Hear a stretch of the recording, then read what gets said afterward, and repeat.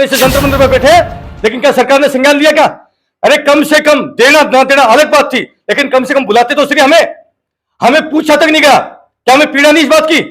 इतना फौजी भाइयों, आपसे उम्मीद है, आप बताइए देश को।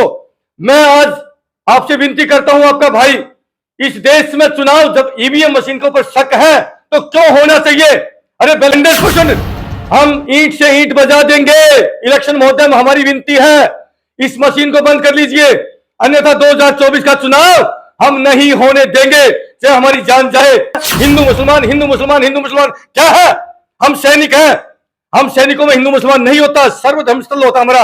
हिंदू मंदिर मस्जिद गुरुद्वारा चर्च एक ही प्रांगण में होता है। सभी धर्मों के वर्ग के फौजी सभी में जाते हैं, लेकिन आज इन्होंने नफरतों की आग लगा दी। आज 99% आतंकवादी हैं जो देश को तोड़ने का काम करते हैं। जाति मोदी जी आतंकवादी हैं? बिल्कुल, सारे के सारे। मैं कहता हूं इन्होंने हिंदू मोदी जी आतंकवादी हैं। हिंदू मुसलमान में नफरतों की आग लगा रखी है। इसको नहीं टूटने देंगे गद्दारों। आगे आगे फौजी आगे, तुम तोड़ के दिखाओ। आज तक देश की राजनीति तोड़ने वाली हुई है, पहली बार मां के पूत आए हैं, देश को जोड़ने की राजनीति करेंगे।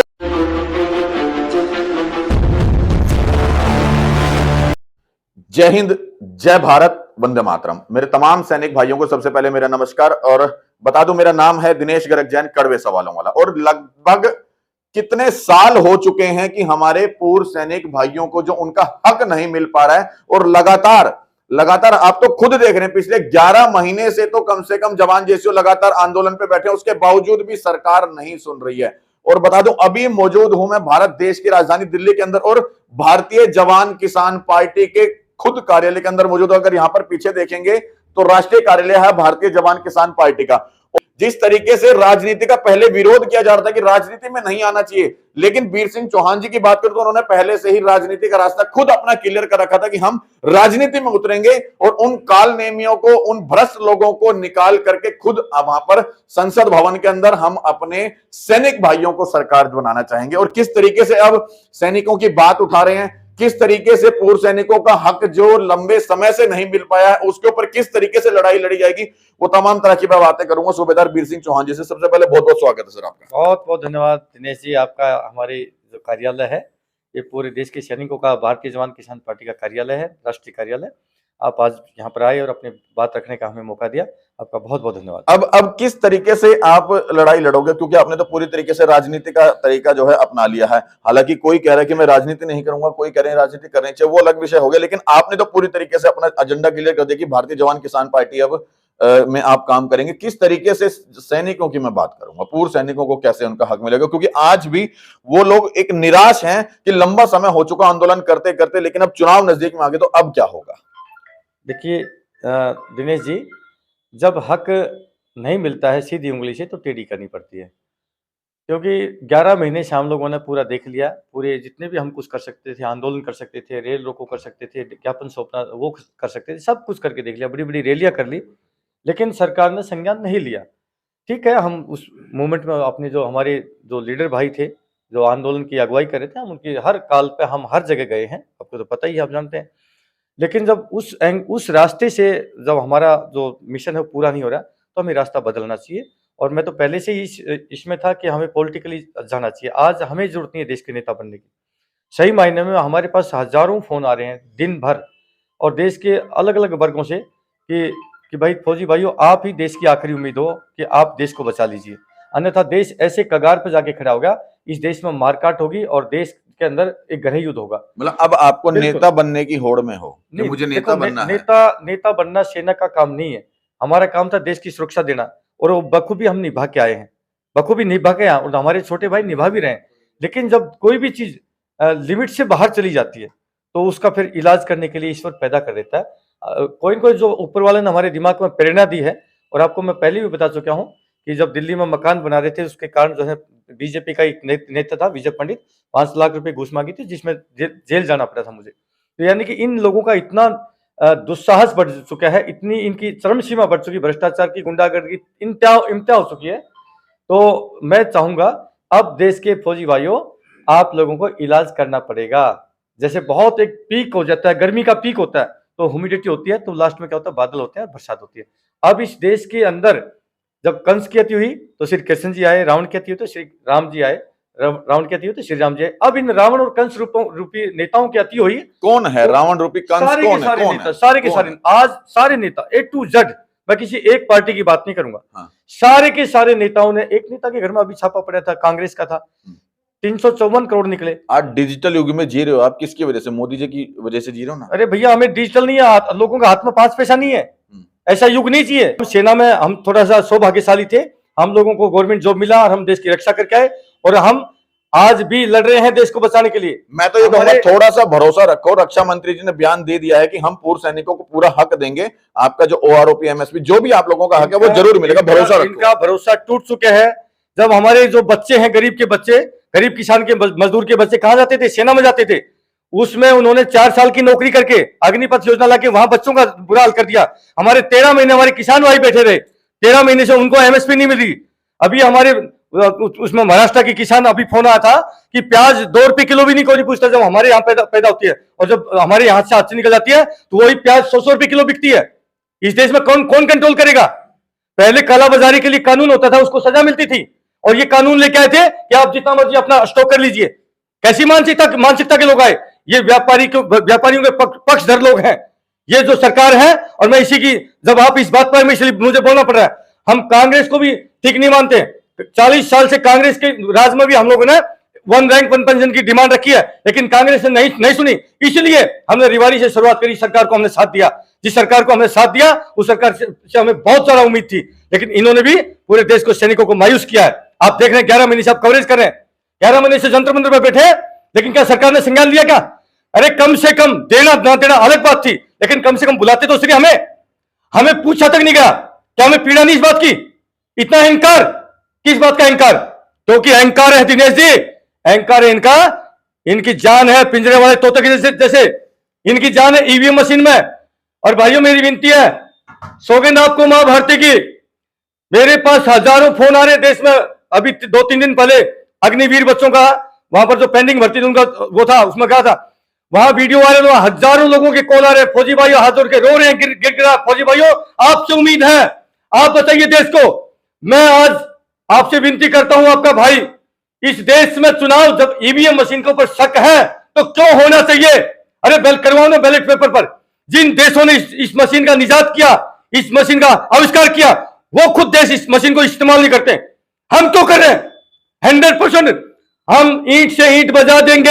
इलेक्शन महोदय में हमारी विनती है, इस मशीन को बंद कर लीजिए, अन्यथा 2024 का चुनाव हम नहीं होने देंगे, चाहे हमारी जान जाए। ये चुनौती सरकार को। क्या बात कर दिया इन्होंने, जिस प्रकार से तांडव रच रखा। आज देश में एक ही बात है, हिंदू मुसलमान, हिंदू मुसलमान, हिंदू मुसलमान। क्या है?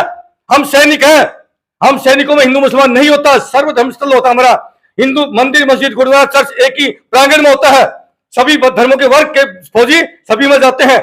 लेकिन आज इन्होंने नफरतों की आग लगा दी, आज देश को कबीलों में बांट दिया, जाति में, धर्म में। सारी पार्टियां, मैं कहता हूं, किसी ने जातियों में बांटा, किसी ने धर्म में बांटा, कोई कम नहीं है पार्टी। कोई सोचे कि मैं बीजेपी के खिलाफ बोलता हूं, किसी ने यादव की पार्टी, किसी ने जाट की पार्टी, किसी ने राजपूत की पार्टी, किसी ने शर्मा की पार्टी, किसी ने बनियों की पार्टी, किसी ने चमार की पार्टी, किसी ने मुसलमान की पार्टी, किसी ने हिंदू की पार्टी। क्यों?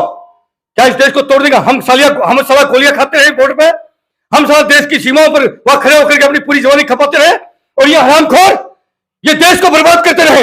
ये देश के गद्दार है, आतंकवादी है, ये देश को तोड़ने वाले गद्दार है। इनकी सही जगह जेल में होनी चाहिए। आतंकवादी किसे बता रहे हो आप? बिल्कुल, देश के नेता। कौन है आतंकवादी? जितने भी नेता हैं, आर्थिक आतंकवादी भी है। आप ये कह रहे हो कि हिंदुस्तान में जितने नेता हैं सब गलत हैं? इसमें से 2-4% अच्छे लोग भी हैं, अच्छे घरानों के हैं। आप 2-4 का नाम बता दो जो आतंकवादी हैं। अच्छे हैं तो मैं कह रहा हूं 99% आतंकवादी हैं जो देश को तोड़ने का काम करते हैं। जाति धर्म, मोदी जी आतंकवादी हैं? बिल्कुल, सारे के सारे। मैं कहता हूं इन्होंने हिंदू मुसलमान, मोदी जी आतंकवादी हैं? हिंदू मुसलमान में नफरतों की आग लगा रखी है। मोदी जी आतंकवादी हैं? अभी मोदी जी के बारे में कपिल मिश्रा, आम आदमी पार्टी का विधानसभा में, उसका देख लेना गूगल पे, कैरेक्टर के ऊपर खुल करके बोला। क्या राहुल गांधी जी आतंकवादी हैं? अरे सारे के सारे आतंकवादी, मैं कहता हूं ये सारे के सारे आतंकवादी हैं। ये वीडियो वायरल होगा और आप सबको आतंकवादी बता रहे हो। ये देश को तोड़ने वाले हैं, कई वायरल मैं कहता हूं, देश को तोड़ने वाला आतंकवादी है जो देश को कबीलों में बांट दिया। जाति जाति की पार्टियां बनाकर इन निकम्मों ने देश को तोड़ दिया। आज देश में नफरतें फैल रही है, देश को नफरतों में झोंक दिया, आज देश को बारूद के ढेर बना के खड़ा कर दिया। बेटा हम नहीं होने देंगे। मानवीय मूल्यों के ऊपर जो है देश चलना चाहिए। इन्होंने देश को बर्बाद करके रख दिया। मानवता है ही नहीं, सिर्फ जाति जाति में जहर घोल रहे हैं। जहर नहीं घोलने देंगे, देश को नहीं टूटने देंगे, देश को नहीं टूटने देंगे। गद्दारों आगे आगे, फौजी आगे, तुम तोड़ के दिखाओ। आज तक देश की राजनीति तोड़ने वाली हुई है, पहली बार मां के पूत आए हैं, देश को जोड़ने की राजनीति करेंगे। बेटा क्या बात कर रहे हैं? ऐसे चीखने से चिल्लाने से बेटा नहीं, नहीं सुनिए। हाँ। आपने मेरे को छेड़ा, ये असली आतंकवादी है, चीखता नहीं। आपने जब सवाल ऐसा किया तो आग लगेगी। बेटा हम देश से दिल से प्यार करते हैं, क्योंकि हमने पूरी जवानी खपाई है। 18 साल के नादान बच्चे गए थे हम सीमाओं पर, और जिस समाज को हंसता खेलता छोड़ के गए थे वो समाज नहीं बचा। मैं किसान का पुत्र हूं। जब खेत में गन्ना बूता था ना, मजदूर नहीं ढूंढते थे, अड़ोसी पड़ोसी किसान आ जाते थे अपना हल बैल लेकर के, याद अच्छे से, और खेत में काम करके बढ़िया खाना पीना खाते थे, उत्सव मनाते थे। मोदी जी ने आज वो नहीं, ऐतिहासिक काम, अरे वो भाईचारा नहीं बचा। ऐतिहासिक काम किया। 300 कहां सो रहे हो आप चौहान जी? 377 धारा हटा दी, मंदिर बनने वाला, 22 तारीख का प्राण प्रतिष्ठान होने वाला, कहां सो रहे हो आप? आने दीजिए फौजियों को, इन्होंने जो काम किया आप तो उसका विरोध कर रहे हो, कहां सो रहे हो आप? आने दीजिए। ये फौजी इतिहास बनने के लिए टूटते हैं। इतिहास बन रहा है। 22 तारीख को प्राण प्रतिष्ठान होने वाला है, अयोध्या में राम मंदिर बन गया, इतिहास बन चुका है। जी ने पूरी बात रख दी है। राम का जो चरित्र था उसको चरितार्थ नहीं कर रहे, दारू मांस मदिरा बांट कर देश को बेवड़ा बना दिया। अरे पूरा राम में हो चुका, कहां सो रहे पूरा अयोध्या? हम कण कण में राम है। मेरे हर घर में, हर गांव में मंदिर भरे पड़े भाई। मतलब आप मंदिर नहीं चाहते? बिल्कुल मंदिर बने, अच्छी बात है। लाखों राम मंदिर के भक्तों ने कुर्बानियां दी है, इनका कोई योगदान नहीं है। अरे जिन्होंने अपनी जान न्यौछावर कर दी उनका योगदान है या इनका योगदान है? अरे इन्हीं के तो सरकार में, इसी कार्यकाल में तो बना है। अगर वो शुरुआत नहीं करते तो, अगर नींव नहीं रखी जाती तो यह कहां से बनता? किसने रखी? नींव रखी थी लाखों कार सेवकों ने, पूरी यात्राएं निकली है, उनका है योगदान। जिन्होंने, मतलब मोदी जी का कोई योगदान नहीं है? क्या बात कर दिया, कोई रोल नहीं है। इन्होंने जान दी, इन्होंने जान दे दी मोदी जी ने। क्या इन्होंने जान ली होगी? जान देने वालों का योगदान है भाई इस मंदिर में, जिन्होंने अपनी जान कुर्बान करी है। क्या बात कर दिया?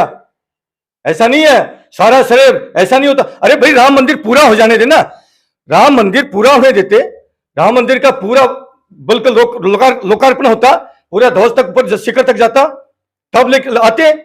आपने तब भी यही कहना था राजनीति हो रही है? नहीं, बिल्कुल बिल्कुल नहीं, समय लगता, आराम से पूरा उसको होने दीजिए। बताइए किस प्रकार प्रेशर है, कोई रोक रहा है क्या राम मंदिर को? कोई राम मंदिर को रोक रहा है क्या? कोई ऊपर प्रेशर है किसी बात का? आराम से, जब हमारी सरकार आराम से बने मंदिर, इत्मीनान से सुंदर मंदिर बने, अच्छा हम भी जाएंगे, क्यों नहीं जाएंगे? ऐसा नहीं है। ठीक है, अब आपने पूरा राजनीति का रास्ता अपना लिया, भारतीय जवान किसान पार्टी बना ली है, इसमें क्या आप अपने देश के सैनिकों क्या कुछ करने वाले? मैं फिर कह रहा हूं, ईश्वर से, हे ईश्वर, इस वर्दी को दाग नहीं लगने देंगे, बिल्कुल ये वर्दी को दाग नहीं लगने देंगे। ना नेता आज तक कोई आज तक काम कराया नहीं होगा, वो काम करेंगे, ये बेटे दिखाएंगे, और लगे तो साथियों हमें वो सजा देना कि किसी को आज तक सजा नहीं मिली हो। हम क्या बात करें, राजनीति, हम राजनीति करने नहीं आए, हम देश नीति करने। अरे ये राजनीति ही तो है जो भारतीय जवान, ये राजनीति पार्टी नहीं, ये राजनीति देश नीति करेंगे। पहली बार कोई पार्टी आई है, माँ के पूत आ रहे हैं, अभी पूरे देश में हड़कंप मचा हुआ है, पूरे देश के सैनिकों ने बेल्ट कस लिया बेटा, पूरे देश के सैनिकों ने बेल्ट कस लिया है, ठीक है, पूरे देश के सैनिक खड़े हो चुके हैं। अब इन जो कुतरे बैठे हैं ना संसदों में, जहां पर उनको उखाड़ा जाएगा, भगा जाए, बेटा बहुत हो चुका है, देश के अंदर तांडव रच दिया। क्या कैसे बर्दाश्त करेंगे? हमने कुर्बानियां देश को बचाने के लिए कुर्बानियां दी हैं, रोजाना हमारे भाई शहीद में तिरंगे में लिपट के आते हैं, ठीक है ना? ऐसा नहीं है, देश को बर्बाद होने देंगे हम। करिए बात भाई। आपका परिचय क्या है? मेरा नाम पंडित घनचक्कर है और मैं भारतीय किसान जवान पार्टी की सपोर्ट करने के लिए यहाँ आया हूँ। क्यों सपोर्ट कर रहे हैं, क्या खास है यहाँ पर? यहाँ खास है कि इनमें बहुत साहस है, थोड़ा समझ का अभाव है, उसकी पूर्ति मैं करूँगा। और इस किसमें समझ का अभाव है? संगठन में थोड़ा समझ का जो प्लान और पॉलिसी का जो अभाव है ना, थोड़ा विजन की जो क्लियरिटी नहीं है, तो उस विजन की क्लियरिटी के लिए